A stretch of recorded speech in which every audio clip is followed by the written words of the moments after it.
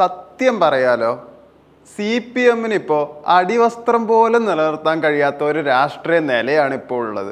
16-ൽ 12 UDF ആണ് നിലനിർത്തിയത്. അതുപോലെ തന്നെ 2021 ഇലക്ഷൻ എടുത്താലും 12 സീറ്റ് UDF തന്നെ കിട്ടി. ഇതെന്താ കാരണം?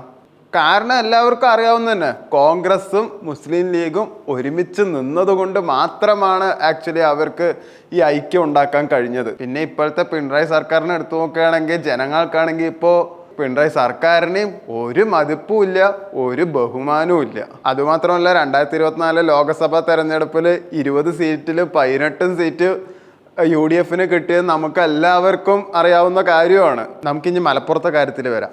മലപ്പുറത്ത് കാലാകാലങ്ങളായിട്ട് UDF ഒരു ആധിപത്യം നമുക്ക് എപ്പോഴും കാണാൻ കഴിയാറുണ്ട്. അതെന്താ കാരണം സിമ്പിളാണ്. PK കുഞ്ഞാലിക്കുട്ടിയുടെ നേതൃത്വത്തിലുള്ള അവിടുത്തെ അണികളുടെ പ്രവർത്തനം തന്നെയാണ് ഈ വിജയത്തിന് കാരണം. PK കുഞ്ഞാലിക്കുട്ടി ഒറ്റയ്ക്കല്ല, ഒപ്പം തന്നെ തങ്ങൾമാരായ ഷായിബ് അലി ശിഹാബ് തങ്ങളും സയ്യിദ് അബ്ദുള്ള എല്ലാവരുടെയും അവരുടെയൊക്കെ പിന്തുണയുള്ളതും കൊണ്ട് തന്നെയാണ് മലപ്പുറത്ത് കോൺഗ്രസ് നിലനിൽക്കുന്നത്. പക്ഷെ ചെറിയ വ്യത്യാസമുണ്ട്. ഇപ്പൊ നിലമ്പൂർ എടുത്ത് നോക്കിക്കോളൂ. അവിടെ PV അൻവറാണ് ആക്ച്വലി ജയിച്ചിട്ടുണ്ടായിരുന്നത്. ജയിച്ചപ്പോൾ അയാൾ LDF ആയിരുന്നു. പിന്നെ നൈസായിട്ട് മൂപ്പര് TMCയിലേക്ക് മാറുകയാണ് ചെയ്തത്.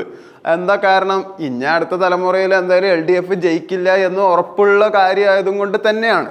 അതുമാത്രമല്ല, കൊണ്ടോട്ടി എടുത്ത് നോക്കൂ. PK ഇബ്രാഹിം ആളൊരു ലീഗിന്റെ നേതാവായതും കൊണ്ട് തന്നെയാണ് അവിടെ ജയിച്ചത്. ഏറനാട് എടുത്ത് നോക്കിക്കോളൂ. PK ബഷീർ അവിടുത്തെ ജനങ്ങളോട് അവിടുത്തെ ഒരു ചായക്കടയിൽ അദ്ദേഹത്തെ പറ്റിയിട്ടൊന്ന് ചോദിച്ചു നോക്കൂ. നല്ലൊരു സർവ്വശക്തിയുള്ള ഒരു നേതാവ് തന്നെയാണ് PK ബഷീർ. പിന്നെ വണ്ടൂർ എടുക്കുകയാണെങ്കിൽ അനിൽകുമാറാണ്. ആള് പിന്നെ കോൺഗ്രസ് ആയതും കൊണ്ടാണ് അവിടെ ജയിച്ചത്. വേറൊരു ലീഗിന്റെ നേതാവ് ആ ഭാഗത്ത് ഇല്ല, അത്ര സ്ട്രോങ്ങും അല്ല. അതുമാത്രമല്ല, നിങ്ങൾ മലപ്പുറത്തിന്റെ കേന്ദ്ര ബിന്ദുവായ തിരൂരൊക്കെ എടുത്ത് നോക്കിക്കോളൂ. തിരൂരങ്ങാടി നോക്കുകയാണെങ്കിൽ PK മജീദ്, തിരൂര് നോക്കുകയാണ് കുരിക്കോളി മൊദീൻ, താനൂർ നോക്കുകയാണെങ്കിൽ അബ്ദുൾ റഹ്മാൻ. പക്ഷെ താനൂരിലൊരു പ്രത്യേകതയുണ്ട്. അബ്ദുൾ റഹ്മാൻ LDF വേണ്ടിയിട്ടാണ് പ്രവർത്തിച്ചിട്ടുണ്ടായിരുന്നത്. ചെറിയൊരു ഭൂരിപക്ഷത്തിന്, വെറും 900 വോട്ടിനാണ് ആക്ച്വലി താനൂര് അബ്ദുൾ റഹ്മാൻ ആക്ച്വലി ജയിച്ചത്. കോട്ടക്കൽ നോക്കുകയാണെങ്കിൽ KK ഹബീദ് ഹുസൈൻ, അദ്ദേഹം ലീഗിന്റെ ഒരു വലിയ പ്രവർത്തകൻ തന്നെയാണ്. പക്ഷെ പൊന്നാനി നേരെ വ്യത്യാസമുണ്ട് കേട്ടോ. പൊന്നാനി മുസ്ലിം ഭൂരിപക്ഷമുള്ള സ്ഥലമാണ്.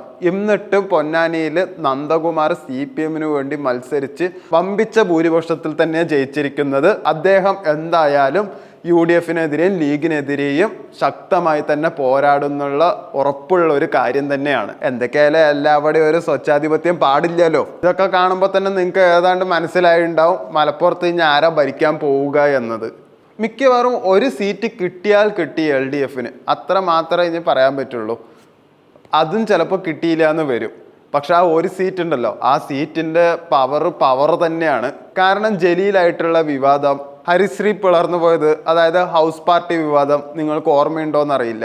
CPM ആക്ച്വലി ഇതൊരു ദോഷം ചെയ്യുകയാണ് ചെയ്തിട്ടുണ്ടായിരുന്നത്. പൊളിറ്റിക് പണിയിൽ കഴിഞ്ഞു പോയത് LDF ആസ്ഥാനം തന്നെയാണ്. അത് പറഞ്ഞപ്പോഴാണ് നമ്മുടെ BJP കാര്യം. എങ്ങനെ നോക്കിയാലും CPM BJPക്കാണെങ്കിൽ നോക്കുക വേണ്ട. കാരണം ഈ പറഞ്ഞ CPM ശക്തി കേന്ദ്രമായ പൊന്നാനി എടുത്താലും നിലമ്പൂർ എടുത്താലും അത്യാവശ്യം താനൂർ എടുത്താലും അവിടെ BJPക്ക് വെറും 5% വോട്ട് മാത്രമേ ഉണ്ടായിരുന്നുള്ളൂ.